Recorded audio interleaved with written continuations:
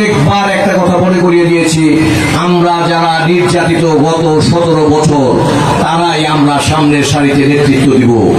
যারা নির্যাতিত না, তারা যদি আমাদের দলে আসতে চায় তাদের জন্য দরজা খোলা আছে, কিন্তু তাদেরকে পেছনের সারিতে বসতে হবে।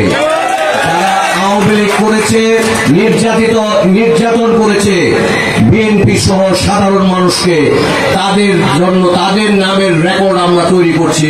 তাদের বিবেচনা আমাদের রাষ্ট্রীয়ভাবে হবে ইনশাল্লাহ, আমাদের আইনগতভাবে তাদের বিবেচনা আমরা করব।